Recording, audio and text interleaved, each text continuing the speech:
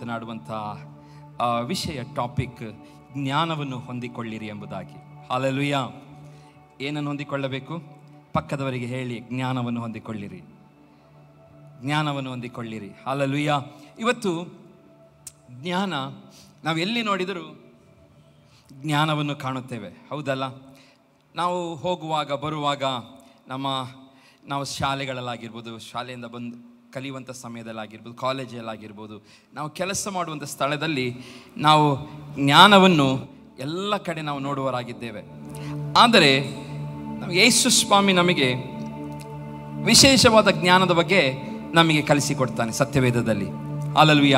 ಬೈಬಲ್ನಲ್ಲಿ ವಿಶೇಷವಾದ ಜ್ಞಾನ, ಅದರಲ್ಲಿ ವಿಶೇಷವಾಗಿ ನಾವು ನೋಡುವಾಗ ದೇವರ ಜ್ಞಾನದ ಬಗ್ಗೆ ನಾವು ನೋಡುತ್ತೇವೆ. ದೇವರ ಜ್ಞಾನ ಬಹಳ ಪ್ರಾಮುಖ್ಯವಾದಂಥ ಒಂದು ಸಂಗತಿಯಾಗಿದೆ. ಜ್ಞಾನಿಯಾದ ಸೊಲೊಮೋನನ್ನು ನಾವು ತೆಗೆದುಕೊಳ್ಳುವಾಗ, ಜ್ಞಾನಿಯಾದ ಸೊಲೊಮೋನನು ತನ್ನ ಆ ಜ್ಞಾನೋಕ್ತಿಗಳಲ್ಲಿ ದೇವರು ಕೊಟ್ಟಂಥ ವಿಶೇಷವಾದಂಥ ಜ್ಞಾನದ ಬಗ್ಗೆ ಆತನು ವಿವರಿಸುತ್ತಾನೆ.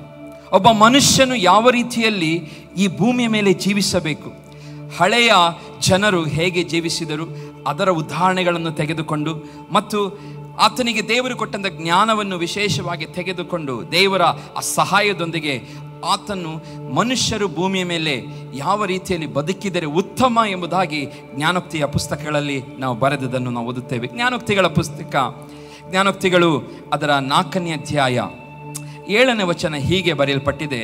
ಜ್ಞಾನೋಕ್ತಿಗಳು 4ನೇ ಅಧ್ಯಾಯ 7ನೇ ವಚನ. ದಯಮಾಡಿ ಯಾರೊಬ್ರು ಓದಿ, ಮೈಕ್. ಹೀಗೆ ಬರೆಯಲ್ಪಟ್ಟಿದೆ, ಜ್ಞಾನವನ್ನು ಪಡೆಯಬೇಕೆಂಬುದೇ ಜ್ಞಾನ ಬೋಧನೆಯ ಪ್ರಥಮ ಪಾಠ ಎಂಬುದಾಗಿ. ಹಲ್ಲೆಲೂಯ. ಏನು ಹೇಳ್ತದೆ? ಜ್ಞಾನವನ್ನು ಪಡೆಯಬೇಕೆಂಬುದೇ ಜ್ಞಾನ ಬೋಧನೆಯ ಪ್ರಥಮ ಪಾಠ ಎಂಬುದಾಗಿ. ಇವತ್ತು ಜ್ಞಾನವನ್ನು ಪಡೆಯಬೇಕೆಂಬುದಾಗಿ ದೇವರು ನಮಗೇನು ಕೊಟ್ಟಿದ್ದಾನೆ? ಜ್ಞಾನ ಬೋಧನೆಯನ್ನು. ವಾಕ್ಯದಲ್ಲಿ ದೇವರು ನಮಗೆ ಜ್ಞಾನ ಬೋಧನೆಯನ್ನು ಕೊಟ್ಟ ಉದ್ದೇಶ ಏನೆಂಬುದಾಗಿ ಜ್ಞಾನಿಯಾದ ಸೊಲೊಮೋನ ಹೇಳ್ತಾ ಇದ್ದಾನೆ. ಅದರಿಂದ ನಮಗೆ ಪಾಠವನ್ನು ಕಲಿಸುವುದಕ್ಕೋಸ್ಕರ. ಇವತ್ತು ನಾವು ಎಷ್ಟು ಜನ ಈ ಜ್ಞಾನದ ಮಾತುಗಳನ್ನು ಕೇಳಿ ಪಾಠಗಳನ್ನು ಹೊಂದಿಕೊಳ್ಳಿ. ನಾವು ಎಷ್ಟೋ ಸಾರಿ ಇವತ್ತಿನ ದಿನಗಳಲ್ಲಿ ಎಷ್ಟೋ ಜನರು ಕೊಟೇಶನ್ಗಳನ್ನು, ಈ ಜ್ಞಾನೋಕ್ತಿಗಳನ್ನು ಬರೆಯೋರಿದ್ದಾರೆ. ನೀವು ಆ ಜ್ಞಾನೋಕ್ತಿಗಳನ್ನು ತೆಗೆದುಕೊಂಡು, ಎಷ್ಟೋ ಗುರುಗಳು ನಮ್ಮ ದೇಶದಲ್ಲಿದ್ದಾರೆ, ಇವತ್ತು ಅವರನ್ನು ಪೂಜೆ ಮಾಡ್ತಾರೆ. ಆದರೆ ಅವರೆಲ್ಲ, ನೀವು ಅವರ ಮಾತುಗಳನ್ನು ನೀವು ಕೇಳಿದರೆ ಜ್ಞಾನಿಯಾದ ಸೊಲೊಮೋನನಿಗೆ ಹೋಲಿಸಿದರೆ ಅದು ಯಾವ ರೀತಿಯಲ್ಲೂ ಸರಿ ಸಮಾನವಾದಂಥ ಜ್ಞಾನವನ್ನು ನಾವು ಕಾಣುವುದಿಲ್ಲ.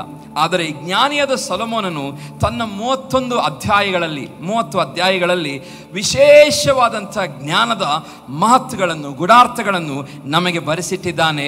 ಒಂದೇ ಒಂದು ಉದ್ದೇಶ, ಆ ಜ್ಞಾನ ಬೋಧನೆಯಿಂದ ನಾವೆಲ್ಲರೂ ಏನು ಕಲಿಯಬೇಕು? ಪಾಠವನ್ನು ಕಲಿಯಬೇಕು. ಹಲ್ಲೆಲೂಯ. ಪಾಠವನ್ನು ಕಲಿಯಬೇಕು. ಅದು ನಂತರ ಇಲ್ಲಿ ವಾಕ್ಯದಲ್ಲಿ ಓದುತ್ತೇವೆ, ನಿನ್ನ ಎಲ್ಲ ಸಂಪತ್ತಿನಿಂದಲೂ ವಿವೇಕವನ್ನು ಪಡೆ. ಜ್ಞಾನದ ಪಡೆಯಬೇಕೆಂಬ ಜ್ಞಾನ ಬೋಧನೆಯ ಪ್ರಥಮ ಪಾಠ. ಮತ್ತು ನಿನ್ನ ಎಲ್ಲ ಸಂಪತ್ತಿನಿಂದ ಏನು ಕಲಿಬೇಕಂತ ಹೇಳ್ತಾ ಇದ್ದಾನೆ? ವಿವೇಕವನ್ನು ಪಡೆ, ವಿವೇಕವನ್ನು ಪಡೆ. ಇವತ್ತು ದೇವರು ನಮ್ಮೆಲ್ಲರನ್ನು ಆಶೀರ್ವದಿಸಿದ್ದಾನೆ. ಜ್ಞಾನಿಯಾದ ಸೊಲೊಮೋನ ಹೇಳ್ತಾನೆ, ನಿನಗಿವತ್ತು ಏನು ಸಂಪತ್ತು, ಆಶೀರ್ವಾದಗಳನ್ನು ದೇವರು ಕೊಟ್ಟಿದ್ದಾನೋ ಅದರಿಂದ ಸ್ವಲ್ಪ ವಿವೇಕ. ಬೈಬಲಲ್ಲಿ ನಾವು ಓದುವಾಗ ವಿವೇಕ, ಜ್ಞಾನ, ಬುದ್ಧಿವಂತಿಕೆ ಇದೆಲ್ಲವೂ ಒಂದಕ್ಕೊಂದು ಸೇರಿಕೊಂಡಂಥ ಪದ, ಒಂದೇ ಅರ್ಥವನ್ನು ಕೊಡುವಂಥದ್ದಾಗಿದೆ. ಹಾಗಾಗಿ ವಿವೇಕ ಮತ್ತು ಜ್ಞಾನ ಅದು ಬೇರೆ ಅಲ್ಲ. ನಿನಗೆ ದೇವರು ಕೊಟ್ಟಂಥ ಎಲ್ಲ ಸಂಪತ್ತಿನಿಂದ, ದೇವರ ವಾಕ್ಯದಲ್ಲಿ ಓದ್ತೇವೆ, ಜ್ಞಾನವನ್ನು ಪಡೆ ಎಂಬುದಾಗಿ. ಇವತ್ತು ಲೋಕದಲ್ಲಿ ನಾವು ನೋಡುತ್ತೇವೆ, ಅನ್ಯರಿದ್ದಾರೆ, ಅವರಿಗೆ ದೇವರು ಸಂಪತ್ತನ್ನು ಕೊಟ್ಟಿದ್ದಾನೆ. ಆದರೆ ಆ ಸಂಪತ್ತು ಅವರನ್ನು ಜ್ಞಾನವಂತರಾಗಿ ಬದುಕಲು ಅದು ಸಹಾಯ ಮಾಡುತ್ತಾ ಇಲ್ಲ. ಬಿಟ್ಟರೆ ಅವರನ್ನು ಆ ಸಂಪತ್ತು ಅವರನ್ನು ಕೆಟ್ಟ ಮಾರ್ಗಕ್ಕೆ ನಡೆಸುತ್ತಾ ಇದೆ, ಹೌದಲ್ಲ? ನೀವು ಲೋಕದಲ್ಲಿ ನೋಡಿ ಹೋಗಿ, ನೀವು ಕೋಟಿಗಟ್ಟಲೆ ಹಣ ಇರುವವರು ಅವರು ಹೇಗೆ ಬದುಕುತ್ತಾ ಇದ್ದಾರೆ? ತಮ್ಮ ಜೀವಿತವನ್ನು ವ್ಯರ್ಥವಾಗಿ ಹಾಳು ಮಾಡುತ್ತಾ ಇದ್ದಾರೆ. ತಮ್ಮ ಜೀವಿತದಲ್ಲಿ ಗುರಿ ಗೊತ್ತು ಇಲ್ಲದ ಹಾಗೆ, ಹೇಗೋ ಮನೋ ಇಚ್ಛೆಯ ಹಾಗೆ ಅವರು ಹಣವನ್ನು ಖರ್ಚು ಮಾಡಿ ಈ ಭೂಮಿಯ ಮೇಲೆ ಜೀವನ ಮಾಡ್ತಾ ಇದ್ದಾರೆ. ಆದರೆ ಜ್ಞಾನಿಯಾದ ಸೊಲೊಮೋನ ಹೇಳ್ತಾನೆ, ಯಾರೆಲ್ಲ ದೇವರನ್ನು ಹಿಂಬಾಲಿಸ್ತಾ ಇದ್ದಾರೋ ಅವರಿಗೆ ಹೇಳ್ತಿದ್ದಾನೆ, ನಿನಗೆ ದೇವರು ಸಂಪತ್ತನ್ನು ಕೊಟ್ಟಿರುವುದಾದರೆ ಆ ಸಂಪತ್ತಿನಿಂದ ಏನನ್ನು ಪಡೆ? ಜ್ಞಾನವನ್ನು ಪಡೆ. ಅದರ ಬದಲಾಗಿ ನೀನು ಕೆಟ್ಟ ಕೆಲಸಗಳನ್ನು, ಕೆಟ್ಟ ವಿಷಯಗಳನ್ನು ಮಾಡಿ ನಿನ್ನ ಜೀವವನ್ನು ಏನು ಮಾಡ್ಕೊಳ್ಬೇಡ, ಹಾಳು ಮಾಡಿಕೊಳ್ಳಬೇಡ ಎಂಬುದಾಗಿ. ಹಲ್ಲೆಲೂಯಾ. ಜ್ಞಾನಿಯಾದ ಸೊಲೊಮೋನನು ಜ್ಞಾನೋಕ್ತಿಗಳನ್ನು ಬರೆಯುವ ಉದ್ದೇಶ ಬೈಬಲಲ್ಲಿ ಓದುತ್ತೇವೆ. ಎಲ್ಲ ಕಡೆಗಳಲ್ಲಿ ಜ್ಞಾನಿಯಾದ ಸೊಲೊಮೋನನು ಬರೆಯುವಾಗ ಒಂದು ಮಗನಿಗೆ ಕರೆದು ಹೇಳ್ತಾನೆ, ಕಂದ ಎಂಬ ಒಂದು ಕಂದ ಎಂಬ ಶಬ್ದವನ್ನು ಉಪಯೋಗಿಸಿಕೊಂಡು ಆತನು ಕರೀತಾನೆ, ಕಂದ ಇಲ್ಲಿ ಬಾ, ಅಥವಾ ಕಂದ ನನ್ನ ಸ್ವರಕ್ಕೆ ಕಿವಿಗೊಡು, ನನ್ನ ಮಾತಿಗೆ ಲಕ್ಷ್ಯ ಕೊಟ್ಟು ಕೇಳು, ಯಾಕೆಂದರೆ ನಾನು ಹೇಳುವ ಮಾತು ಅದು ಹಲ್ಲೆಲೂಯಾ ನಿನ್ನ ಜೀವವನ್ನು ಬದಲಾಯಿಸುತ್ತದೆ. ಹಲ್ಲೆಲೂಯಾ. ನಾನು ಕೊಡುವಂಥ ಸಂದೇಶ, ನಾನು ಹೇಳುವಂಥ ಕಿವಿ ಮಾತು ನಿನ್ನ ಜೀವವನ್ನೇನಾಗ್ತದೆ, ಬದಲಾಯಿಸುತ್ತದೆ. ಅದಕ್ಕೆ ಜ್ಞಾನಿಯಾದ ಸೊಲೊಮೋನ ಹೇಳ್ತಾನೆ, ಈ ಜ್ಞಾನ ಬೋಧನೆಯು ನಮಗೇನಾಗಿದೆ, ಪ್ರಥಮ ಪಾಠ, ಫಸ್ಟ್ ಲೆಸನ್. ಹಲ್ಲೆಲೂಯಾ. ಇವತ್ತು ನಾವು ಜ್ಞಾನಿಯಾದ ಸೊಲೊಮೋನನ ಮಾತುಗಳನ್ನು ನಾವು ಒಂದು ವೇಳೆ ನಮ್ಮ ಜೀವಿತದಲ್ಲಿ ಮೋರಲ್ ಲೈಫಿಗೆ ನಾವು ಅಪ್ಲೈ ಮಾಡಿಕೊಳ್ಳುವುದಾದರೆ ನಾವು ನಿಜವಾಗಿಯೂ ಭೂಮಿಯ ಮೇಲೆ ಒಂದು ಒಳ್ಳೆಯ ವ್ಯಕ್ತಿ, ಒಳ್ಳೆಯ ಸ್ವಭಾವವುಳ್ಳಂಥ ವ್ಯಕ್ತಿಯಾಗಿ ನಾವು ಕಾಣಲ್ಪಡುತ್ತೇವೆ. ಹಲ್ಲೆಲೂಯಾ. ಹಲ್ಲೆಲೂಯಾ. ಅದೇ ಜ್ಞಾನಿಯಾದ ಸೊಲೊಮೋನನ ಉದ್ದೇಶವಾಗಿತ್ತು. 8ನೇ ವಚನಕ್ಕೆ ಬರುವಾಗ ಜ್ಞಾನಿಯಾದ ಸೊಲೊಮೋನ ಹೇಳ್ತಾನೆ, ಜ್ಞಾನವೆಂಬಾಕೆಯು ಶ್ರೇಷ್ಠಳು ಎಂದು ನೀನು ಭಾವಿಸಿದರೆ ಆಕೆಯು ನಿನ್ನನ್ನು ಉನ್ನತ ಸ್ಥಿತಿಗೆ ತರುವಳು. ಆಕೆಯನ್ನು ಅಪ್ಪಿಕೊಂಡರೆ ನಿನ್ನನ್ನು ಘನಪಡಿಸುವಳು. ಆಕೆಯು ನಿನ್ನ ತಲೆಗೆ ಅಂದದ ಪುಷ್ಪಮಾಲೆಯನ್ನಿಟ್ಟು ಸುಂದರ ಕಿರೀಟವನ್ನು ನಿನಗೆ ಒಪ್ಪಿಸುವಳು. ಈ ವಾಕ್ಯದ ಅರ್ಥ ಏನಂತ ಹೇಳಿದರೆ, ಇಲ್ಲಿ ಜ್ಞಾನಿಯಾದ ಸೊಲೊಮೋನನ ಜ್ಞಾನವನ್ನು ಒಂದು ಸ್ತ್ರೀಗೆ ಹೋಲಿಸಿ ಮಾತನಾಡುತ್ತಾ ಇದ್ದಾನೆ. ಒಂದು ಸ್ತ್ರೀಗೆ ಹೋಲಿಸಿ ಆತನು ಮಾತನಾಡ್ತಾ ಇದೆ. ಏನಂತ ಹೇಳಿದರೆ, ಜ್ಞಾನವೆಂಬಾಕೆಯು ಶ್ರೇಷ್ಠಳು ಎಂದು ನೀನು ಭಾವಿಸಿದರೆ ಆಕೆ ನಿನ್ನನ್ನು ಉನ್ನತ ಸ್ಥಿತಿಗೆ. ಇಲ್ಲಿ ಜ್ಞಾನವೆಂತ ಹೇಳಿದರೆ ದೇವರ ವಾಕ್ಯ, ದೇವರ ಮಾತುಗಳು. ಇದನ್ನು ನೀನು ಶ್ರೇಷ್ಠಳೆಂದು ಭಾವಿಸಿದರೆ ಆ ಮಾತುಗಳು ಏನು ಮಾಡ್ತದಂತೆ, ನನ್ನನ್ನು ಮತ್ತು ನಿಮ್ಮನ್ನು ಉನ್ನತ ಸ್ಥಿತಿಗೆ ತರುತ್ತದೆ. ಹಲ್ಲೆಲೂಯಾ. ಈ ವಾಕ್ಯವನ್ನು ಕೈಕೊಂಡು ನಾವು ನಡೆದರೆ ದೇವರು ಹೇಳ್ತಾ ಇದ್ದಾನೆ, ಅದು ನನ್ನನ್ನು ಮತ್ತು ನಿಮ್ಮನ್ನು ಉನ್ನತ ಸ್ಥಿತಿಗೆ ತರುತ್ತದೆ. ಆಕೆಯನ್ನು ಅಪ್ಪಿಕೊಂಡರೆ, ಅಂದರೆ ಅಪ್ಪಿಕೊಳ್ಳುವುದಂತ ಹೇಳಿದರೆ ಪ್ರೀತಿಯಿಂದ ನೀವು ಅದನ್ನು ಸ್ವೀಕರಿಸಿದರೆ ಅಥವಾ ನೀವು ಅಪ್ಪಿಕೊಂಡು ಅನ್ಯೋನ್ಯತೆಯಲ್ಲಿದ್ದರೆ ಅದು ನಿನ್ನನ್ನು ಘನಪಡಿಸುತ್ತದೆ. ಹಲ್ಲೆಲೂಯಾ. ನಿಮಗೆ ಹೆಸರನ್ನು, ಕೀರ್ತಿಯನ್ನು, ಘನವನ್ನು ತರುವಂಥದ್ದಾಗಿದೆ. ಮತ್ತು ಆಕೆಯು ನಿನ್ನ ತಲೆಗೆ ಅಂದದ ಪುಷ್ಪಮಾಲೆಯನ್ನಿಟ್ಟು ಸುಂದರ ಕಿರೀಟವನ್ನು ನಿನಗೆ ಒಪ್ಪಿಸುವಳು. ಹಲ್ಲೆಲೂಯಾ. ಪುಷ್ಪಮಾಲೆ ನಾವು ಯಾವಾಗ ಹಾಕ್ತೇವೆ, ಅದು ಗೌರವಾರ್ಪಣೆಯಾಗಿ ಎಲ್ಲಾದರೂ ನಾವು ಹೋದಾಗ ನಮ್ಮನ್ನು ಗೌರವಿಸುವುದಕ್ಕೋಸ್ಕರ ಏನಾಗ್ತದೆ, ಆ ಮಾಲೆಯನ್ನು ಯಾರಾದರೂ ಒಬ್ಬರು ನಮ್ಮನ್ನು ಕರೆಸಿದವರು, ನಾವು ಅತಿಥಿಗಳಾಗಿ ಹೋದಾಗ ನಮಗೆ ಅವರು ಮಾಲೆಯನ್ನು ಹಾಕಿ ನಮ್ಮನ್ನು ಗೌರವಿಸ್ತಾರೆ. ತಲೆಗೆ ಕಿರೀಟವನ್ನು ಯಾಕಿಡ್ತಾರೆ, ಅದು ಗೌರವದ ಸಂಕೇತವಾಗಿದೆ, ಒಂದು ನಾಯಕತ್ವದ ಸಂಕೇತವಾಗಿದೆ. ವಾಕ್ಯದಲ್ಲಿ ಓದ್ತೇವೆ, ನೀನು ಒಂದು ವೇಳೆ ಅಜ್ಞಾನ ದೇವರ ವಾಕ್ಯವನ್ನು ನೀನು ಹಿಡಿದುಕೊಂಡು ಜೀವಿಸಿದರೆ ಹಲ್ಲೆಲೂಯಾ ನೀನು ಎಲ್ಲರ ಮುಂದೆ ಗೌರವಕ್ಕೆ ಪಾತ್ರನಾಗುತ್ತಿ. ಎರಡನೇದಾಗಿ ನಿನಗೆ ಹಲ್ಲೆಲೂಯಾ ಸುಂದರ ಕಿರೀಟ, ನಿನ್ನ ಸ್ಟ್ಯಾಂಡರ್ಡ್ ಏನೆಂಬುದಾಗಿ ಆ ಜ್ಞಾನವು ನಿನ್ನನ್ನು ಗುರುತುಪಡಿಸುತ್ತದೆ ಎಂಬುದಾಗಿ ದೇವರ ವಾಕ್ಯದಲ್ಲಿ ನಾವು ಓದಿದಂಥ ಸಂಗತಿ ಇದಾಗಿದೆ ಪ್ರಿಯರೇ. ಹಲ್ಲೆಲೂಯಾ. ಜ್ಞಾನ ಬಹಳ ಪ್ರಾಮುಖ್ಯವಾದದ್ದು, ಜ್ಞಾನವನ್ನು ಹೊಂದಿಕೊಳ್ಳುವಂಥದ್ದು ಬಹಳ ಪ್ರಾಮುಖ್ಯ. ಇಲ್ಲಿ 3 ಸಂಗತಿಗಳು ಇಲ್ಲಿ ಜ್ಞಾನಿಯಾದ ಸೊಲೊಮೋನ ಹೇಳ್ತಾನೆ, ವಿವೇಕ, ಉನ್ನತಿ ಮತ್ತು ಘನ. ಹಲ್ಲೆಲೂಯಾ. 3 ಸಂಗತಿಗಳು ಇದರಲ್ಲಿ ಬರೆಯಲ್ಪಟ್ಟಿದೆ. 1ನೇ ವಚನದಲ್ಲಿ, 2ನೇ ವಚನ 7, 8, 9ನೇ ವಚನದಲ್ಲಿ ವಿವೇಕ, ಉನ್ನತಿ ಮತ್ತು ಘನ. ಇದು 3 ಸಹ ದೇವರು ನಮಗೇನು ಮಾಡ್ತಾನಂತೆ, ಕೊಟ್ಟು ನಡೆಸುವನಾಗಿದ್ದಾನೆ. ಯಾವಾಗ ಆ ಜ್ಞಾನವೆಂಬ ಪ್ರಥಮ ಬೋಧನೆಯನ್ನು ನಾವು ಪಾಠವಾಗಿ ತೆಗೆದುಕೊಂಡಾಗ. ಹಲ್ಲೆಲೂಯಾ. ಜ್ಞಾನವೆಂಬ ಬೋಧನೆಯನ್ನು ಪಾಠವಾಗಿ ನಾವು ತೆಗೆದುಕೊಂಡಾಗ ದೇವರು ನಮ್ಮನ್ನು ಆಶೀರ್ವದಿಸುತ್ತಾನೆಂಬುದಾಗಿ ವಾಕ್ಯದಲ್ಲಿ ಓದುತ್ತೇವೆ. ಜ್ಞಾನ ಇಬ್ರಿಯ ಭಾಷೆಯಲ್ಲಿ ಆ ಜ್ಞಾನಕ್ಕೆ KHOKHMAH ಎಂಬುದಾಗಿ, ಅಂದರೆ ಖಾಮ ಎಂಬುದಾಗಿ ಒಂದು ಆ ಹಿಬ್ರೂ ವರ್ಡ್ ಅದು ಅದರ ಅರ್ಥ ಸ್ಕಿಲ್ಡ್, ಅಪ್ಲೈಡ್ ನಾಲೆಜ್ ಎಂಬುದಾದಂಥ ಆ ಅರ್ಥವನ್ನು ಹೀಬ್ರೂ ಅಲ್ಲಿ ಅದು ಕೊಡುವಂಥದ್ದಾಗಿದೆ. ಅಥವಾ ಕನ್ನಡದಲ್ಲಿ ನೋಡುವುದಾದರೆ ನುರಿತ ಅನ್ವಯಿಕ ಜ್ಞಾನ ಅಥವಾ ಅಳವಡಿಸಿಕೊಂಡ ಜ್ಞಾನ ಎಂಬುದಾಗಿ.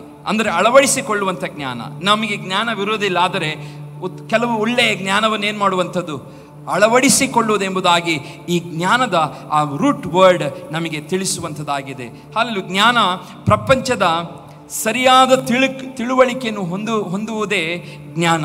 ಪ್ರಪಂಚದ ಏನು ಸರಿಯಾದ ತಿಳುವಳಿಕೆ, ನಾವು ನೋಡುವಂಥ ಸಂಗತಿಗಳನ್ನು ಸರಿಯಾಗಿ ಅರ್ಥ ಮಾಡಿಕೊಳ್ಳುವಂಥದ್ದೇ ಜ್ಞಾನ ಎಂಬುದಾಗಿ ಈ ಜ್ಞಾನದ ಪದದ ಅರ್ಥವಾಗಿದೆ. ಜ್ಞಾನ ಬುದ್ಧಿವಂತಿಕೆ ಎಂಬುದಾಗಿ ಹೇಳಬಹುದು ಎಂಬುದಾಗಿ ನಾವು ಹೇಳಬಹುದು. ಮತ್ತು ಜ್ಞಾನವನ್ನು ಸರಿಯಾಗಿ ನಮ್ಮ ಕಾರ್ಯ ವೈಖರಿಗಳಲ್ಲಿ ಉಪಯೋಗಿಸುವಂಥದ್ದಾಗಿದೆ. ಇವತ್ತು ನಾವು ನಮಗೆ ದೇವರು ಕೊಟ್ಟಂಥ ಜ್ಞಾನವನ್ನು ಇಲ್ಲಿ ಜ್ಞಾನಿಯಾದ ಸೊಲೊಮೋನ್ ನಮಗೆ ಹೇಳುವಂಥದ್ದು, ಹಾಲೆಲೂಯಾ, ಆ ಜ್ಞಾನದ ಹಿಂದಿನ ಉದ್ದೇಶ ನಮ್ಮ ಕಾರ್ಯ ವೈಖರಿಗಳಲ್ಲಿ ಸರಿಯಾಗಿ ಉಪಯೋಗಿಸಬೇಕು. ಇವತ್ತು ಸರಿಯಾಗಿ ಉಪಯೋಗಿಸಬೇಕು. ಇವತ್ತು ಜ್ಞಾನ ಹೊಂದಿಕೊಂಡವರು ದೊಡ್ಡ ದೊಡ್ಡ ದರೋಡೆಗಳನ್ನು ಮಾಡ್ತಾ ಇದ್ದಾರೆ. ಇವತ್ತು ಜ್ಞಾನ ಹೊಂದಿಕೊಂಡವರು ಇವತ್ತು ಸೈಬರ್ ಕ್ರೈಮ್ಗಳಲ್ಲಿದ್ದಾರೆ. ಯಾರ್ಯಾರು ಬ್ಯಾಂಕ್ ಅಕೌಂಟ್ಗಳನ್ನು ತಮ್ಮ ಮನೆಯಲ್ಲಿ ಕಂಪ್ಯೂಟರಲ್ಲಿ ಕುಳಿತುಕೊಂಡು ಆ ಬ್ಯಾಂಕ್ ಅಕೌಂಟ್ಗಳಿಂದ ಹಣವನ್ನು ತಮ್ಮ ಖಾತೆಗಳಿಗೆ ಟ್ರಾನ್ಸ್ಫರ್ ಮಾಡಿಕೊಳ್ಳುವ ಜ್ಞಾನವನ್ನು ನೋಡ್ತಾ ಇದ್ದೇವೆ. ಇದೆಲ್ಲ ಜ್ಞಾನವು ಎರಡು ರೀತಿಯ ಜ್ಞಾನ. ಲೋಕದಲ್ಲಿ ಶೈತಾನನಿಂದ ಸಿಗುವಂಥ ಜ್ಞಾನ, ದೇವರ ವಾಕ್ಯದಿಂದ ದೇವರಿಂದ ಸಿಗುವಂಥ ಜ್ಞಾನವಿದೆ. ಯಾವಾಗ ಜ್ಞಾನ ನಮ್ಮಲ್ಲಿ ಇರುತ್ತದೋ, ಆದರೆ ಲೋಕದ ಜ್ಞಾನವಿರುತ್ತದೋ, ಲೋಕದ ಜ್ಞಾನ ನಮ್ಮನ್ನು ಏನು ಮಾಡ್ತದೆ? ತಪ್ಪಾದ ಮಾರ್ಗಕ್ಕೆ ನಮ್ಮನ್ನು ನಡೆಸಿಕೊಂಡು ಹೋಗುತ್ತದೆ. ಕೆಟ್ಟ ಕೆಲಸಗಳನ್ನು ಮಾಡಲು ನಮಗೆ ಪ್ರೇರೇಪಣೆ ಕೊಡುತ್ತದೆ. ಹಾಲೆಲೂಯಾ. ಆ ಜ್ಞಾನದಿಂದ ಇವತ್ತು ನಾವು ನೋಡುತ್ತಾ ಇದ್ದೇವೆ, ಎಷ್ಟೆಲ್ಲ ಜ್ಞಾನದಿಂದ ಕೆಟ್ಟತನಗಳು ಭೂಮಿಯ ಮೇಲೆ ನಡೆಯುತ್ತಾ ಇದೆ. ಇವತ್ತು ನಡೆಯುತ್ತಾ ನಾವೆಲ್ಲರೂ ನಮ್ಮ ಕಣ್ಣಾರೆ ನಾವು ಕಾಣುತ್ತಾ ಇದ್ದೇವೆ. ನಾವು ಅದರ ಸಾಕ್ಷಿಗಳಾಗಿದ್ದೇವೆ.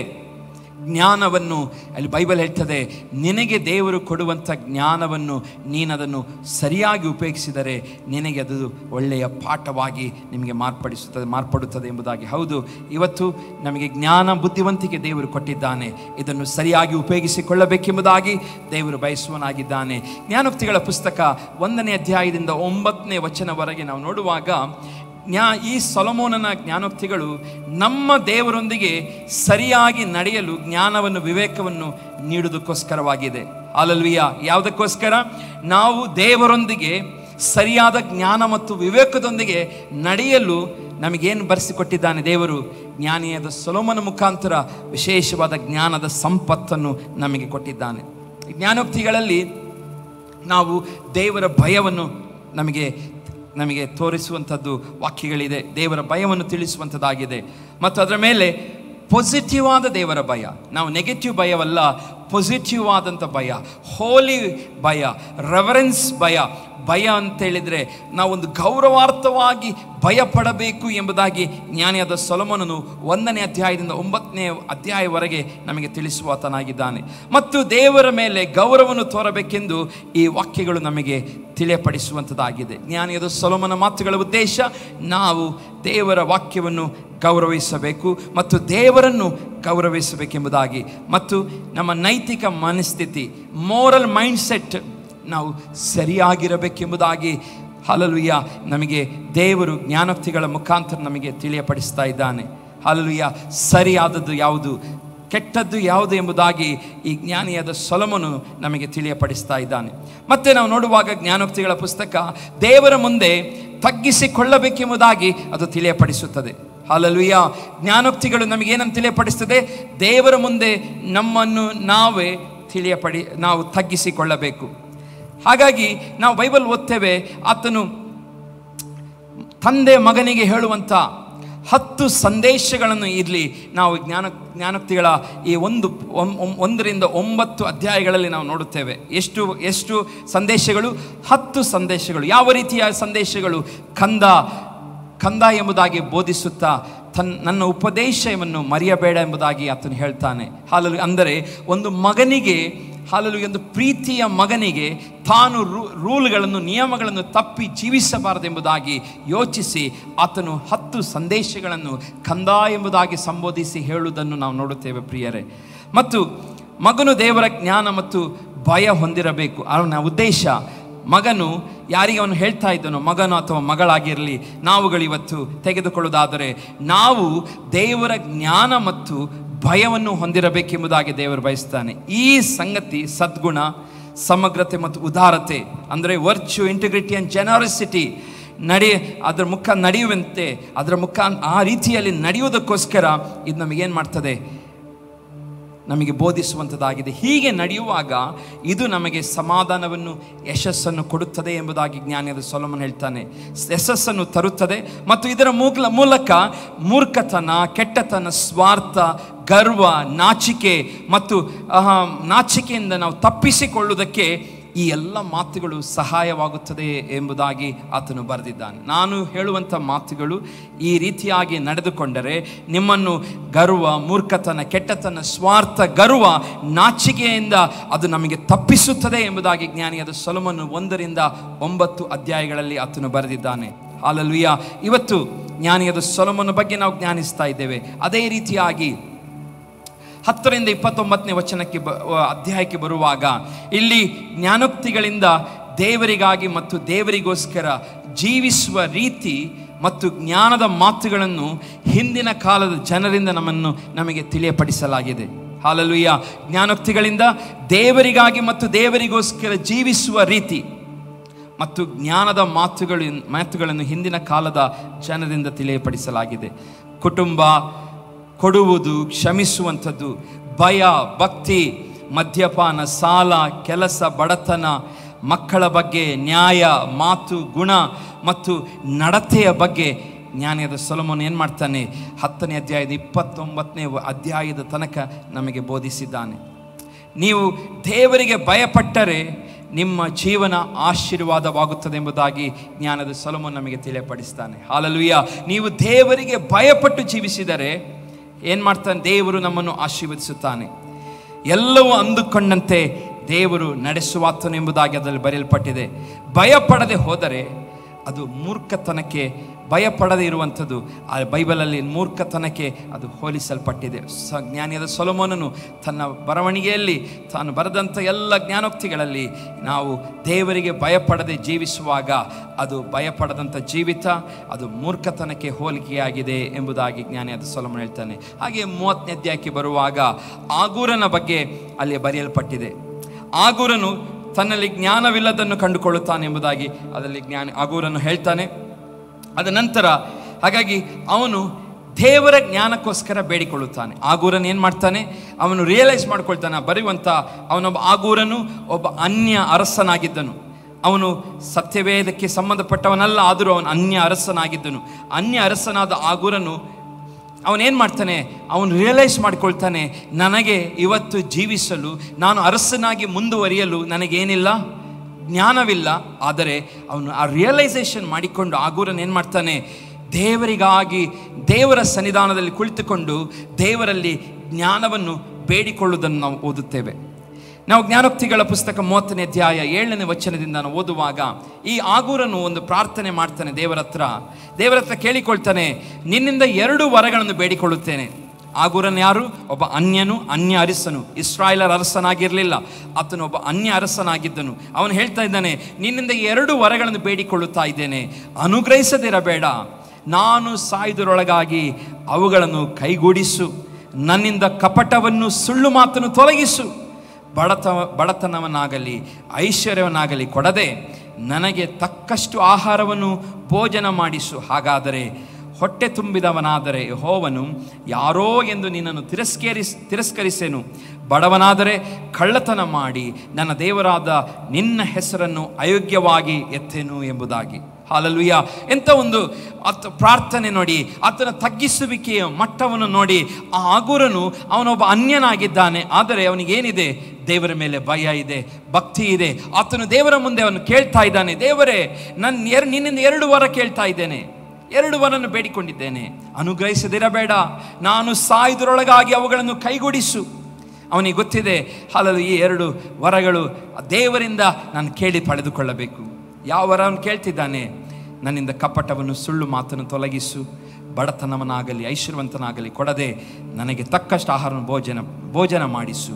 ಹಾಗಾದರೆ ಹೊಟ್ಟೆ ತುಂಬಿದವನಾದರೆ ಯೆಹೋವನು ಯಾರೋ ಎಂದು ನಿನ್ನನ್ನು ತಿರಸ್ಕರಿಸೇನು. ಬಡವನಾದರೆ ಕಳ್ಳತನ ಮಾಡಿ ನನ್ನ ದೇವರಾದ ನಿನ್ನ ಹೆಸರನ್ನು ಅಯೋಗ್ಯವಾಗಿ ಎತ್ತೇನು ಎಂಬುದಾದಂಥ ಒಂದು ಹಲ್ಲೆಲೂಯ. ಅವನಿಗೊಂದು ಭಯ. ಇವತ್ತು ನಮ್ಮಲ್ಲಿ ಯಾವ ಭಯ ಕಾಡುತ್ತಾ ಇದೆ? ಇವತ್ತು ನಮ್ಮ ಆಸ್ತಿ ಹಣ ಎಲ್ಲ ಲಾಸ್ ಆಗೋದ ಭಯದಲ್ಲಿದ್ದೇವ? ನಾವು ಅರ್ನ್ ಮಾಡ್ತಿರೋದು ಖಾಲಿ ಆಗುತ್ತಾ ಇದೆ ಎಂಬುದಾದ ಭಯವ? ಇಲ್ಲಿ ಅರಸನಿಗೆ ಆ ಯಾವ ಭಯವಿಲ್ಲ. ಆತನು ಭಯಪಡುತ್ತಾ ಇದ್ದಾನೆ ತನ್ನ ಜೀವಿತದ ಕ್ಯಾರೆಕ್ಟರ್ ಬಗ್ಗೆ, ತನ್ನ ಜೀವಿತದ ಆಶೀರ್ವಾದ ಹಾಲೆಲೂಯಾ ಎಲ್ಲವೂ ಈ ಸಂಗತಿಗಳಲ್ಲಿ ಇದೆ ಎಂಬುದಾಗಿ ಅರ್ಥ ಮಾಡಿಕೊಂಡು ಜ್ಞಾನಿಯಾದ ಸೊಲೊಮೋನನು ಆತನು ದೇವರ ಸನ್ನಿಧಿಯಲ್ಲಿ ಪ್ರಾರ್ಥನೆ ಮಾಡ್ತೀನಿ, ದೇವರೇ ನನ್ನಿಂದ ಕಪಟವನ್ನು ಸುಳ್ಳು ಮಾತನ್ನು ತೊಲಗಿಸು, ನನಗೆ ಬಡತನವೂ ಬೇಡ, ಬಹಳ ಐಶ್ವರ್ಯವೂ ಸಹ ಬೇಡ, ನನಗೆ ತಕ್ಕಷ್ಟು ಆಹಾರವನ್ನು ಭೋಜನ ಮಾಡಿಸು. ಹಾಲೆಲೂಯಾ. ಪ್ರಿಯ ದೇವಜನರೇ, ಒಬ್ಬ ಅರಸನಾಗಿ, ಆಗೂರನು ಒಬ್ಬ ಅರಸನಾಗಿ ಈ ರೀತಿಯಾದಂಥ ಒಂದು ಪ್ರಾರ್ಥನೆ ಮಾಡಬೇಕಾದರೆ ನಾವು ಇನ್ನು ಎಷ್ಟು ತಗ್ಗಿಸಿಕೊಂಡು ದೇವರ ಮುಂದೆ ಇರಬೇಕು. ಹಾಲೆಲೂಯಾ. ಇನ್ನು ಎಷ್ಟು ನಾವು ತಗ್ಗಿಸಿಕೊಂಡು ದೇವರ ಸನ್ನಿಧಾನದಲ್ಲಿ ಪ್ರಾರ್ಥನೆ ಮಾಡಬೇಕು. ಯಾವುದಕ್ಕೋಸ್ಕರ? ದೇವರೇ ನನಗೆ ಒಳ್ಳೆಯ ಕ್ಯಾರೆಕ್ಟರನ್ನು ಕೊಡು, ಒಳ್ಳೆಯ ಜೀವಿತವನ್ನು ಕೊಡು, ಒಳ್ಳೆಯ ರೀತಿಯಲ್ಲಿ ಮಾತನಾಡುವಂಥ ಶಕ್ತಿಯನ್ನು, ಒಳ್ಳೆಯ ರೀತಿಯಲ್ಲಿ ಯೋಚಿಸುವ ಶಕ್ತಿಯನ್ನು, ಒಳ್ಳೆಯ ರೀತಿಯಲ್ಲಿ ನಡೆದುಕೊಳ್ಳುವಂಥ ಶಕ್ತಿಯನ್ನು ಕೊಡು ಎಂಬುದಾಗಿ ನಾವು ಇನ್ನೆಷ್ಟಾಗಿ ಕೇಳಬೇಕು. ಆತನು ಹೇಳ್ತಿದ್ದಾನೆ, ನನಗೆ ಸಾಯುವುದರೊಳಗಾಗಿ ಅಂದರೆ ಆತನು ಸಾಯುವಂಥ ಸಮಯದೊಳಗೆ ಆತನು ಒಳ್ಳೆಯ ಸ್ವಭಾವಗಳನ್ನು ಹೊಂದಿಕೊಳ್ಳಬೇಕೆಂಬುದಾಗಿ ಬಯಸಿದನು. ಹಾಲೆಲೂಯಾ. ಆತನು ಗುಡ್ ಕ್ಯಾರೆಕ್ಟರನ್ನು ಹೊಂದಿಕೊಳ್ಳಬೇಕೆಂಬುದಾಗಿ ಅಲ್ಲಿ ಬಯಸಿದನ್ನು ನಾವು ಓದುತ್ತಾ ಇದ್ದೇವೆ ಪ್ರಿಯರೇ. ಹಾಲೆಲೂಯಾ. ಇವತ್ತು ಪ್ರಿಯ ದೇವಜನರೇ, ಜ್ಞಾನವನ್ನು ನಾವು ಬಿಟ್ಟು ಬಿಡುವುದು ಬೇಡ. ಇದು ಜ್ಞಾನ ಬಹಳ ಪ್ರಾಮುಖ್ಯವಾದದ್ದು. ಜ್ಞಾನಿಯಾದ ಸೊಲೊಮೋನ ದೇವರು ಕೇಳ್ತಾನೆ, ನಿನಗೇನು ಬೇಕು, ಏನು ಬೇಕೆಂಬುದಾಗಿ ಕೇಳುವಾಗ ಆತನು ಜ್ಞಾನಿಯಾದ ಸೊಲೊಮೋನ ದೇವರ ಹತ್ರ ಆಸ್ತಿ ಐಶ್ವರ್ಯ ಏನನ್ನು ಕೇಳಲಿಲ್ಲ. ದೇವರು ನನಗೆ ಜ್ಞಾನವನ್ನು ಕೊಡು ಎಂಬುದಾಗಿ ಪ್ರಾರ್ಥನೆ ಮಾಡಿದನು.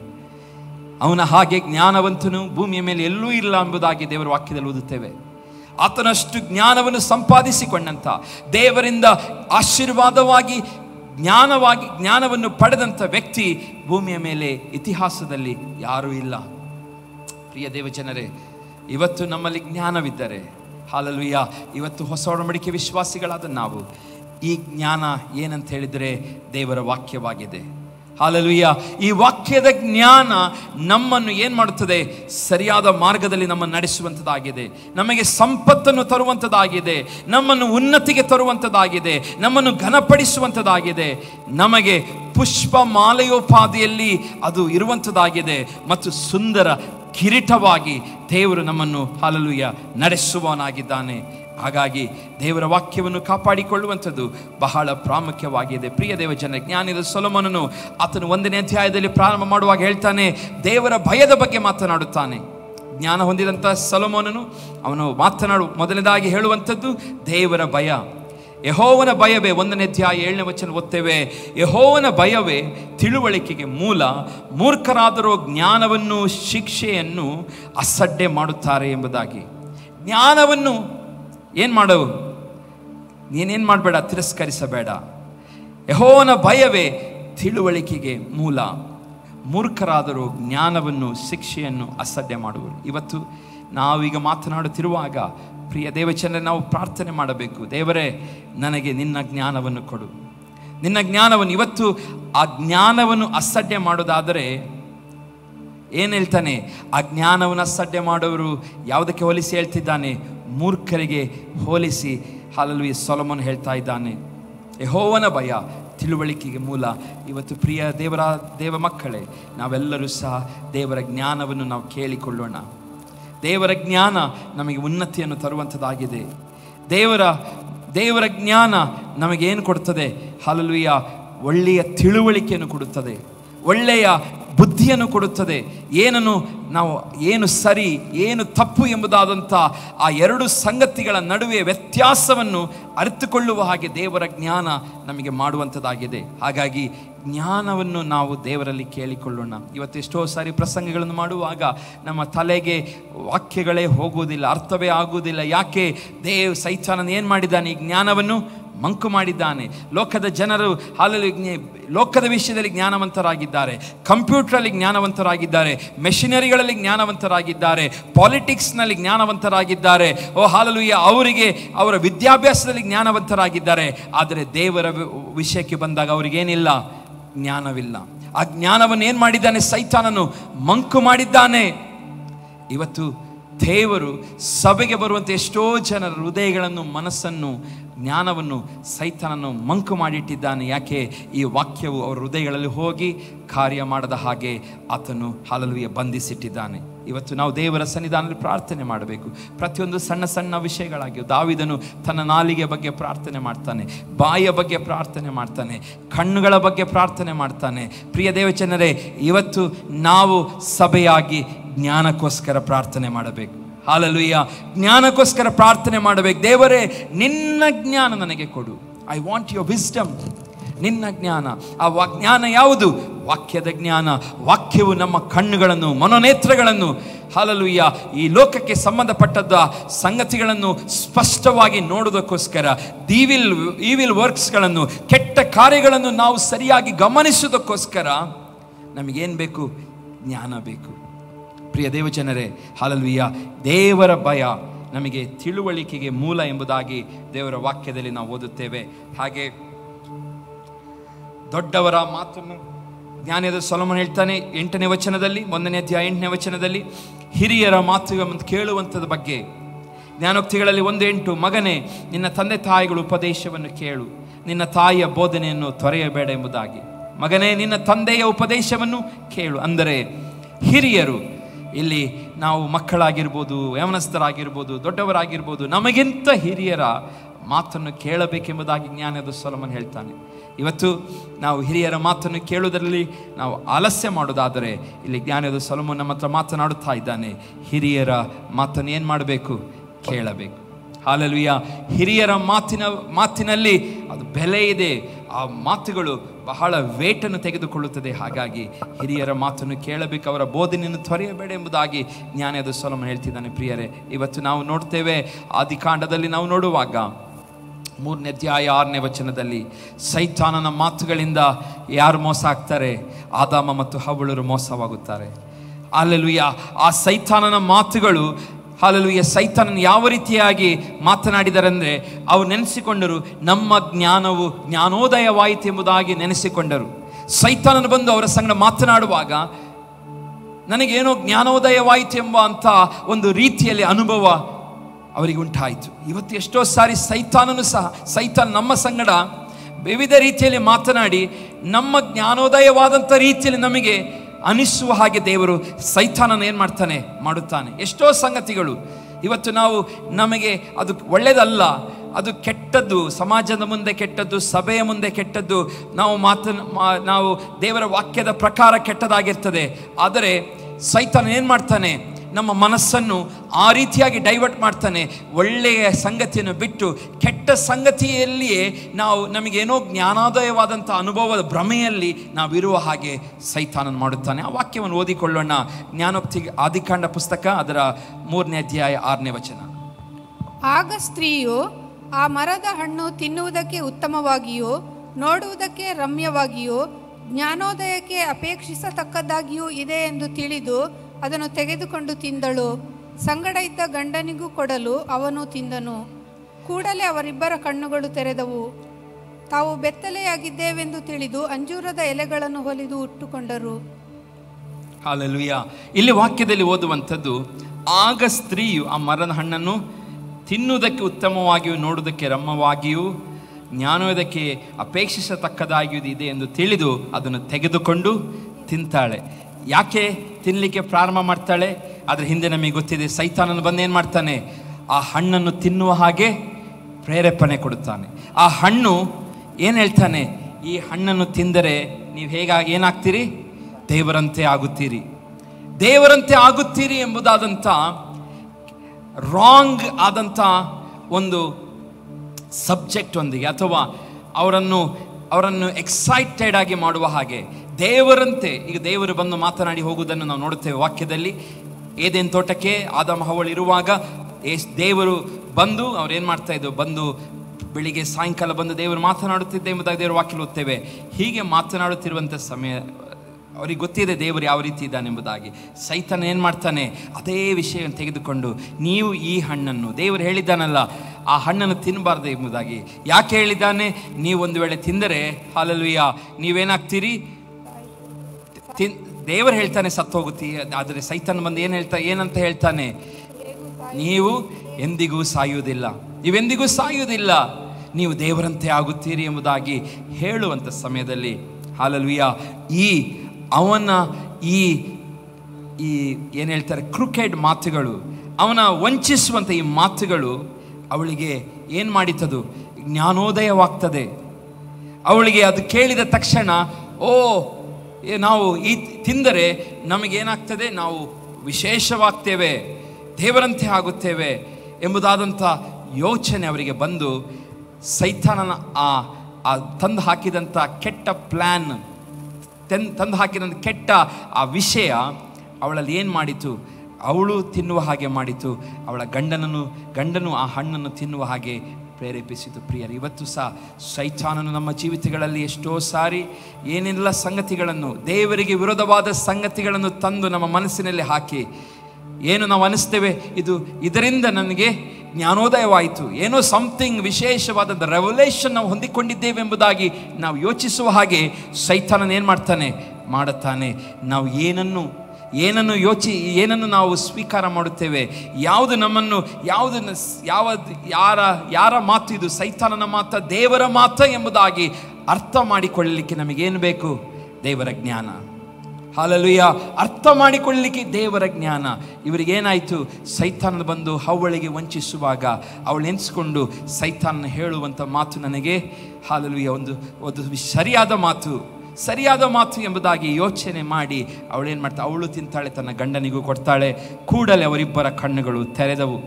ತಾವು ಬೆತ್ತಲಾಗಿದ್ದೇವೆಂಬುದಾಗಿ ತಿಳಿದು ಅಂಜೂರದ ಎಲೆಗಳನ್ನು ಹೊಲಿದು ಉಟ್ಟುಕೊಂಡರು. ತರುವಾಯ ಯೆಹೋವ ದೇವರು ಸಂಜೆಯ ತಂಗಾಳಿನಲ್ಲಿ ತೋಟದೊಳಗೆ ಸಂಚರಿಸುತ್ತಿರುವಾಗ ಆ ಸ್ತ್ರೀಯರು ಆತನ ಸಪ್ಪಳನ್ನು, ದೇವರ ಸಪ್ಪಳವನ್ನು ಕೇಳಿ ಆತನಿಗೆ ಕಾಣಿಸಬಾರದೆಂದು ತೋಟದ ಮರದ ಹಿಂದೆ ಅಡಗಿಕೊಂಡರು. ಇವರು ಆದರೆ ದೇವರ ಹಾಗೆ ಇಲ್ಲ, ಅಡಗಿಕೊಳ್ಳುವಂಥ ಪರಿಸ್ಥಿತಿ ಬಂತು. ದೇವರು ಸ್ವತಃ ಏದೇನ್ ತೋಟಕ್ಕೆ ಬರುವಾಗ ಇವರೇನು ಮಾಡ್ತಾ ಇದ್ದಾರೆ? ಅಡಗಿಕೊಳ್ಳುತ್ತಾ ಇದ್ದಾರೆ. ಇವತ್ತು ಜ್ಞಾನವನ್ನು ಪಡೆದುಕೊಳ್ಳದೆ ಜೀವಿಸಿದರೆ ನಾವು ದೇವರಿಂದ ಅಡಗಿಕೊಳ್ಳುವಂಥ ಪರಿಸ್ಥಿತಿ ಬರುತ್ತದೆ. ಹಲ್ಲೆಲೂಯಾ. ದೇವರಿಂದ ಅವಿತುಕೊಳ್ಳುವಂಥ ಪರಿಸ್ಥಿತಿ ನಮಗೆ ಬರುವಂಥ ಸಾಧ್ಯತೆಗಳಿದೆ. ಪ್ರಿಯರೇ, ಇವತ್ತು ನಮಗೆ ಜ್ಞಾನ ಯಾವ ವಿಷಯದಲ್ಲಿ ಜ್ಞಾನೋದಯವಾಗಿದೆ? ಸರಿಯಾದ ವಿಷಯದಲ್ಲಿ ಜ್ಞಾನೋದಯವಾಗಿದೆಯಾ? ಸೈತಾನನು ಫೀಡ್ ಮಾಡುತ್ತಿರುವಂಥ ಕೆಟ್ಟ ಯೋಚನೆಗಳು, ಕೆಟ್ಟ ಸಂಗತಿಗಳೇ ನಮ್ಮನ್ನು ಜ್ಞಾನೋದಯಕ್ಕೆ ಪಡಿಸ್ತಾ ಇದೆಯಾ? ಇವತ್ತು ಸೈತಾನನ ಸಂಗತಿಗಳನ್ನು ಕೇಳಿ ನೀವು ಜ್ಞಾನೋದಯಗೊಂಡಿದ್ದೀರಿ ಎಂಬುದಾಗಿ ಯೋಚಿಸುತ್ತಿರುವುದಾದರೆ ಅದು ಏನು ಮಾಡ್ತದೆ? ದೇವರ ಮುಂದೆ ಅಡಗಿಕೊಳ್ಳುವಂಥ ಪರಿಸ್ಥಿತಿಗೆ ಅದು ನಡೆಸುವಂಥದ್ದಾಗಿದೆ. ಜಾಗೃತಿಯಾಗಿರೋಣ ಪ್ರಿಯರೇ. ಹಲ್ಲೆಲೂಯಾ. ಜ್ಞಾನ ಬರುವಂಥದ್ದು ಯಾವುದರಿಂದ? ದೇವರ ವಾಕ್ಯದಿಂದ ಬರುವಂಥದ್ದಾಗಿದೆ. ಅದಕ್ಕೆ ಇಬ್ರಿಯ 4ನೇ ಅಧ್ಯಾಯ 12ನೇ ವಚನ ಓದುತ್ತೇವೆ. ಯಾಕೆಂದರೆ ದೇವರ ವಾಕ್ಯವು ಸಜೀವವಾದದ್ದು, ಕಾರ್ಯ ಸಾಧಕವಾದದ್ದು, ಯಾವ ಇಬ್ಬಾಯಿ ಕತ್ತಿಗಿಂತಲೂ ಹದವಾದದ್ದು, ಪ್ರಾಣಾತ್ಮಗಳನ್ನು ಕೀಲು ಮಜ್ಜೆಗಳನ್ನು ವಿಭಾಗಿಸುವಷ್ಟರ ಮಟ್ಟಿಗೂ ತೂರಿ ಹೋಗುವಂಥದ್ದು, ಹೃದಯದ ಆಲೋಚನೆಗಳನ್ನು ಉದ್ದೇಶಗಳನ್ನು ವಿವೇಚಿಸುವಂಥದ್ದಾಗಿದೆ. ವಾಕ್ಯ ಏನು ಮಾಡ್ತದೆ? ದೇವರ ವಾಕ್ಯವು ಸಜೀವವಾದದ್ದು, ಕಾರ್ಯ ಸಾಧಿಸುವಂಥದ್ದು, ಯಾವ ಇಬ್ಬಾಯಿ ಕತ್ತಿಗಿಂತಲೂ ಹದವಾದದ್ದು, ಪ್ರಾಣ ಆತ್ಮ ಕೀಲು ಮಜ್ಜೆಗಳನ್ನು ವಿಭಜಿಸುವಷ್ಟು ಮಟ್ಟಿಗೂ ತೂರಿ ಹೋಗುವಂಥದ್ದು ಹೃದಯದ ಆಲೋಚನೆ. ವಾಕ್ಯ ಏನು ಮಾಡ್ತದೆ? ನಮ್ಮ ಹೃದಯದ ಆಲೋಚನೆಗಳನ್ನು ಸರಿಪಡಿಸುತ್ತದೆ, ನಮ್ಮ ಉದ್ದೇಶಗಳನ್ನು ಸರಿಪಡಿಸುತ್ತದೆ. ಹಲ್ಲೆಲೂಯಾ. ಮತ್ತು ನಮಗೆ ವಿವೇಚಿಸುವಂತೆ ಮಾಡುತ್ತದೆ. ಅದಕ್ಕೋಸ್ಕರ ದೇವರ ಜ್ಞಾನ ನಮಗಿದ್ದರೆ ಈ ಲೋಕದಲ್ಲಿ ನಾವು ಬದುಕುವಾಗ ಹೃದಯದ ಆಲೋಚನೆ ಕಂಟ್ರೋಲಲ್ಲಿರುತ್ತದೆ, ನಮ್ಮ ಉದ್ದೇಶಗಳು ಕಂಟ್ರೋಲಲ್ಲಿರುತ್ತದೆ. ನಮಗೆ ವಿವೇಚಿಸುವಂತೆ ಯಾವುದು ಸರಿ ಯಾವುದು ಕೆಟ್ಟದು ಎಂಬುದಾಗಿ ವಿವೇಚಿಸಲು ಈ ದೇವರ ವಾಕ್ಯ ನಮಗೆ ಸಹಾಯವನ್ನು ಮಾಡುತ್ತದೆ. ಹಲ್ಲೆಲೂಯಾ. ದೇವರ ವಾಕ್ಯ ನಮಗೆ ಸಹಾಯ ಮಾಡುತ್ತದೆ. ಹಾಗಾಗಿ ಜ್ಞಾನವು ದೇವರ ವಾಕ್ಯದಿಂದ ನಮಗೆ ಬರುತ್ತದೆ. ಹೃದಯವನ್ನು ಆಲೋಚಿಸುವಂಥದ್ದು ಜ್ಞಾನ ದೇವರು ಕೊಡುತ್ತಾನೆ. ಉದ್ದೇಶಗಳನ್ನು ವಿಮರ್ಶಿಸುವಂಥ ಜ್ಞಾನ ದೇವರು ಕೊಡುತ್ತಾನೆ. ವಿವೇಚಿಸುವಂಥ ಕೆಟ್ಟದ್ದು ಒಳ್ಳೆಯದು ಯಾವುದು ಎಂಬುದಾಗಿ ವಿವೇಚಿಸುವಂಥದ್ದು, ಸರಿ ತಪ್ಪುಗಳ ನಡುವೆ ಅಂತರವನ್ನು ತಿಳಿದುಕೊಳ್ಳುವಂಥ ಜ್ಞಾನ ದೇವರ ವಾಕ್ಯದಿಂದ ನಮಗೆ ಸಿಗುವಂಥದ್ದಾಗಿದೆ ಪ್ರಿಯರೇ. ಹಾಗಾಗಿ ನಮಗೆ ಜ್ಞಾನವನ್ನು ನಾವು ಕೇಳಿಕೊಳ್ಳಬೇಕು. ಈ ಜ್ಞಾನ ದೇವರ ವಾಕ್ಯವಾಗಿದೆ. ಈ ವಾಕ್ಯವು ನಮ್ಮ ಆಲೋಚನೆಗಳನ್ನು ಉದ್ದೇಶಗಳನ್ನು ವಿವೇಚಿಸುವಂಥದ್ದಾಗಿದೆ ಎಂಬುದಾಗಿ ದೇವರ ವಾಕ್ಯ ನಮಗೆ ಹೇಳ್ತದೆ.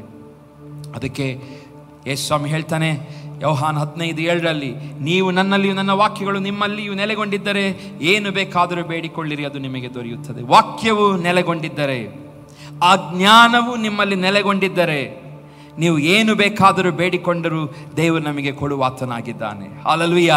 ನಿಮ್ಮ ದಿನದ ಪ್ರತಿಯೊಂದು ಅಗತ್ಯತೆಗಳನ್ನು ಪೂರೈಸಲು ದೇವರಿಗೆ ಸಾಧ್ಯ ಉಂಟು. ಆದರೆ ವಾಕ್ಯವು ನಿಮ್ಮಲ್ಲಿ ನೆಲೆಗೊಂಡಿದ್ದರೆ ಮಾತ್ರ. ಬೇಡಿಕೊಳ್ಳುವಂಥ ಪ್ರತಿಯೊಂದನ್ನು ದೇವರು ಕೊಡುತ್ತಾನೆ ಯಾವಾಗ ನಿಮ್ಮ ಹೃದಯದಲ್ಲಿ ವಾಕ್ಯ ನೆಲೆಗೊಂಡಿದ್ದರೆ, ಆ ವಾಕ್ಯದ ಜ್ಞಾನ, ವಿಸ್ಡಮ್ ನಿಮ್ಮಲ್ಲಿ ಇದ್ದರೆ ಮಾತ್ರ.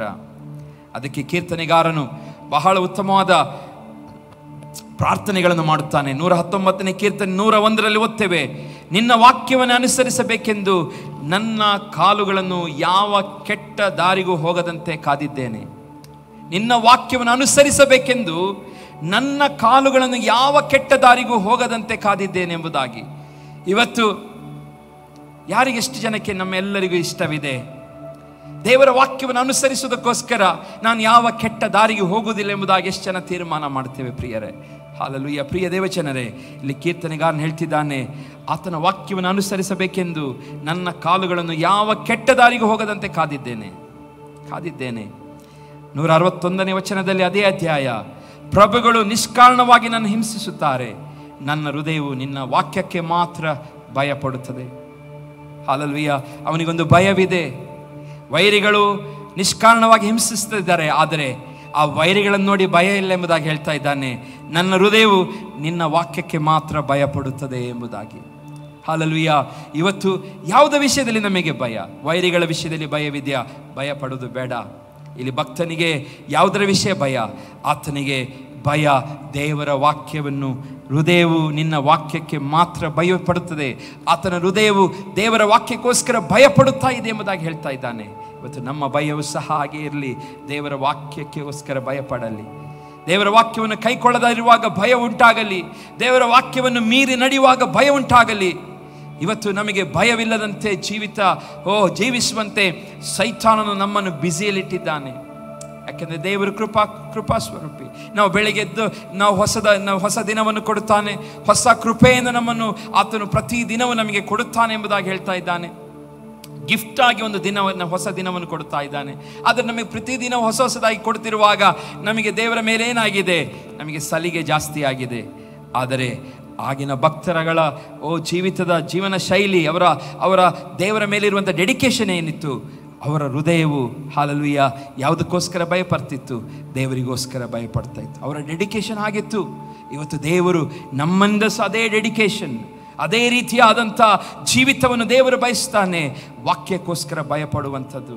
ಕೀರ್ತನೆ 119, 130ರಲ್ಲಿ ಸಹ ಓದ್ತೇವೆ, ನಿನ್ನ ವಾಕ್ಯ ವಿವರಣೆಯಿಂದ ಯುಕ್ತಿಹೀನರಿಗೆ ಜ್ಞಾನೋದಯವಾಗುವುದು. ಹಲ್ಲೆಲೂಯಾ. ಸೈತಾನನು ಆದಿಯಲ್ಲಿ ಅವನ ಮಾತುಗಳನ್ನು ವಿವರಿಸುವಾಗ ಹವ್ವಳಿಗೆ ಕೆಟ್ಟದಾದಂಥ ಜ್ಞಾನೋದಯವಾಯಿತು, ನೆಗೆಟಿವ್ ಜ್ಞಾನೋದಯವಾಯಿತು. ಇವತ್ತು ದೇವರ ವಾಕ್ಯ ಓದ್ತೇವೆ, ದೇವರ ವಾಕ್ಯ ವಿವರಣೆಯಿಂದ ಯುಕ್ತಿಹೀನರಿಗೆ, ಒಂದು ಲೆಕ್ಕದಲ್ಲಿ ಶಕ್ತಿ ಅಥವಾ ಯಾವ ಸಾಮರ್ಥ್ಯ ಇಲ್ಲದವರಿಗೆ ಇದೇನು ಮಾಡ್ತದಂತೆ? ಜ್ಞಾನವನ್ನು ಉದಯಿಸುತ್ತದೆ, ಅವರ ಬಾಳನ್ನು ಬೆಳಗಿಸುತ್ತದೆ, ಅವರ ಬಾಳಿಗೆ ಬೆಳಕಾಗಿ ಈ ವಾಕ್ಯಗಳು ಕಾರ್ಯ ಮಾಡುತ್ತದೆ ಎಂಬುದಾಗಿ ದೇವರ ವಾಕ್ಯದಲ್ಲಿ ಬರೆಯಲ್ಪಟ್ಟಿದೆ. ಕೀರ್ತನೆ 119, 169ರಲ್ಲಿ ಓದ್ತೇವೆ, ಯೆಹೋವನೇ ನನ್ನ ಕೂಗು ನಿನ್ನ ಸನ್ನಿಧಿಯನ್ನು ಮುಟ್ಟಲಿ, ನಿನ್ನ ವಾಕ್ಯಾನುಸಾರವಾಗಿ ನನಗೆ ಜ್ಞಾನವನ್ನು ದಯಪಾಲಿಸು. ಅವನ ಒಂದು ಪ್ರಾರ್ಥನೆ, ದೇವರೇ ನಿನ್ನ ವಾಕ್ಯಾನುಸಾರವಾಗಿ ನನಗೆ ಜ್ಞಾನವನ್ನು ದಯಪಾಲಿಸು. ಪ್ರಿಯ ದೇವಜನರೇ, ಇವತ್ತು ನಾವೆಲ್ಲರೂ ಸಹ ದೇವರ ಮಕ್ಕಳಾಗಿ ನಾವಿದ್ದೇವೆ. ನಾವು ನಿಜವಾಗಿಯೂ ದೇವರ ಜ್ಞಾನವನ್ನು ಪಡೆದುಕೊಂಡಿದ್ದೆವು. ಜ್ಞಾನದ ಸೊಲೊಮೋನನು ಜ್ಞಾನೋಕ್ತಿಗಳಲ್ಲಿ ಬರೆದಂಥ ಸಂಗತಿಗಳನ್ನು ನಾವು ಓದಿದ್ದೇವೆ. ಜ್ಞಾನಿಯಾದ ಸೊಲೊಮೋನನು ಜ್ಞಾನೋಕ್ತಿಯ ಪುಸ್ತಕಗಳಲ್ಲಿ ಹಲವು ಜ್ಞಾನದ ಮಾತುಗಳನ್ನು ಬರೆದಿದ್ದಾನೆ.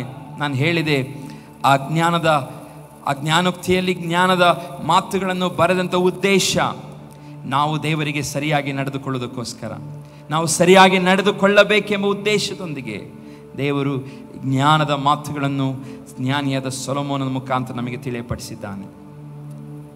ದೇವರ ಜ್ಞಾನ ಅಪರಿಮಿತವಾದದ್ದು, ಅದು ಅನ್ಲಿಮಿಟೆಡ್. ಕೀರ್ತನೆ 147 ಓದ್ತೇವೆ, ನಮ್ಮ ಕರ್ತನು ದೊಡ್ಡವನು ಪರಾಕ್ರಮಿಯೂ ಆಗಿದ್ದಾನೆ, ಆತನ ಜ್ಞಾನವು ಏನಾಗಿದೆ? ಅಪರಿಮಿತವಾಗಿದೆ. ದೇವರು ಹಲ್ಲೆಲೂಯಾ, ದೇವರು ನಮಗೆ ಕೊಡುವಂಥ ಜ್ಞಾನ ಅಥವಾ ಆತನಲ್ಲಿರುವಂಥ ಜ್ಞಾನ ಅದಕ್ಕೇನಿಲ್ಲ, ಮಿತಿ ಇಲ್ಲ, ಅಪರಿಮಿತವಾದದ್ದು, ಅನ್ಲಿಮಿಟೆಡ್ ಜ್ಞಾನ. ಆ ಜ್ಞಾನವನ್ನು ನಾವು ಕೇಳಿಕೊಂಡು ನಾವು ಜೀವಿಸೋಣ ಪ್ರಿಯರೇ. ಹಾಲೆಲೂಯಾ. ಹಾಗೆ ಇಹಲೋಕದ ಜ್ಞಾನ ದೇವರ ಮುಂದೆ ಹುಚ್ಚುತನವಾಗಿದೆ. ಈ ಲೋಕದಲ್ಲಿ ಜನರು ನಾವು ಜ್ಞಾನಿಗಳೆಂಬುದಾಗಿ ಹೇಳಿಕೊಳ್ಳುತ್ತಾ ಇದ್ದಾರಲ್ಲ, ಅವರ ಜ್ಞಾನ ದೇವರ ವಾಕ್ಯದಲ್ಲಿ ಓದುತ್ತೇವೆ, ಅದು ಹುಚ್ಚುತನವಾಗಿದೆ. ನಾವು ಒಂದು ವೇಳೆ ಆ ಜ್ಞಾನವನ್ನು ಸಂಪಾದಿಸಿಕೊಂಡಿರ್ಬೋದು, ನಮಗೆ ಕ್ವಾಲಿಫಿಕೇಷನ್ ಇರಬಹುದು, ನಾವು ನಮ್ಮ ಗ್ರೇಡ್ಗಳು ಹೆಚ್ಚಾಗಿ ಬರುತ್ತಿರ್ಬೋದು ಶಾಲಾ ಕಾಲೇಜುಗಳಲ್ಲಿ, ಅಥವಾ ನಾವು ಅದರ ಮುಖಾಂತರವಾಗಿ ಇವತ್ತು ಒಂದು ಉತ್ತಮವಾದ ಜಾಬ್, ಹಣವನ್ನು ಪಡೆದು ನಾವು ಹೊಂದಿಕೊಂಡಿರಬಹುದು ಇವತ್ತು. ಆದರೆ ಆ ಜ್ಞಾನವು ದೇವರ ಜ್ಞಾನದ ಮುಂದೆ ಏನಾಗಿದೆ? ಅದು ಏನೂ ಅಲ್ಲ. ದೇವರು ಆ ಜ್ಞಾನವನ್ನು ನೋಡುವಾಗ, ಲೋಕದ ಜ್ಞಾನವನ್ನು ನೋಡುವಾಗ ಆತನು ಹುಚ್ಚುತನ ಎಂಬುದಾಗಿ ಹೇಳ್ತಾನೆ. 1 ಕೊರಿಂಥ 3:18 ಓದ್ತೇವೆ, ಯಾವನು ತನ್ನನ್ನು ತಾನೇ ಮೋಸಗೊಳಿಸದಿರಲಿ, ತಾನು ನಿಮ್ಮಲ್ಲಿ ಲೋಕ ಸಂಬಂಧವಾಗಿ ಜ್ಞಾನಿಯಾಗಿದ್ದೇನೆಂದು ಭಾವಿಸಿಕೊಳ್ಳುವವನು ಜ್ಞಾನಿಯಾಗುವಂತೆ ಹುಚ್ಚನಾಗಲಿ. ಯಾಕೆಂದರೆ ಇಹಲೋಕದ ಜ್ಞಾನವು ದೇವರ ಮುಂದೆ ಹುಚ್ಚುತನವಾಗಿದೆ. ಆತನು ಜ್ಞಾನಿಗಳನ್ನು ಅವರ ತಂತ್ರಗಳಲ್ಲಿಯೇ ಹಿಡಿದುಕೊಳ್ಳುತ್ತಾನೆಂತಲೂ ಜ್ಞಾನಿಗಳ ಯೋಚನೆಗಳು ನಿಷ್ಫಲವಾದದೆಂದು ಕರ್ತನು ತಿಳಿದುಕೊಳ್ಳುತ್ತಾನೆಂದು ಬರೆದಿದೆಯಲ್ಲ. ಹಾಲೆಲೂಯಾ. ದೇವರ ಎಣಿಕೆಯಲ್ಲಿ ಇಹಲೋಕದ ಜ್ಞಾನ ಏನಾಗಿದೆ? ಹುಚ್ಚುತನವಾಗಿದೆ. ಅದಕ್ಕೋಸ್ಕರ ಜ್ಞಾನಿಯಾದ ಸೊಲೊಮೋನನು ನಮಗೆ ವಿಶೇಷವಾದ ಜ್ಞಾನವನ್ನು ಇಂಪಾರ್ಟ್ ಮಾಡ್ತಾ ಇದ್ದಾನೆ. ಈ ಭೂಮಿಯ ಮೇಲೆ ಬದುಕಲು ಬೇಕಾದಂಥ ಜ್ಞಾನ, ದೇವರಿಗೆ ಸರಿಯಾಗಿ ನಡೆದುಕೊಳ್ಳಬೇಕಾದ ಜ್ಞಾನ, ವಿವೇಕ, ಕೊಟೇಶನ್ಗಳನ್ನು ಬರೆದಿಟ್ಟಿದ್ದಾನೆ. ಇದನ್ನು ನಾವು ಫಾಲೋ ಮಾಡುವಾಗ ಈ ಭೂಮಿಯ ಮೇಲೆ ನಾವು ಹಾಲೆಲೂಯಾ ಒಂದು ಒಳ್ಳೆಯ ವ್ಯಕ್ತಿಯಾಗಿ, ಒಂದು ಸಂಪೂರ್ಣತೆ ವ್ಯಕ್ತಿಯಾಗಿ, ನಮ್ಮ ಜೀವಿತದ ಮಾತು, ಹೋಗೋಣ ಬರೋಣಗಳು, ಶೈಲಿಗಳು, ನಮ್ಮ ನೋಟಗಳು, ನಮ್ಮ ಕ್ರಿಯೆಗಳು, ನಮ್ಮ ಕುಟುಂಬ, ನಮ್ಮ ಸಂಸಾರ ಎಲ್ಲವನ್ನೂ ಸಹ ದೇವರೇನು ಮಾಡ್ತಾನೆ?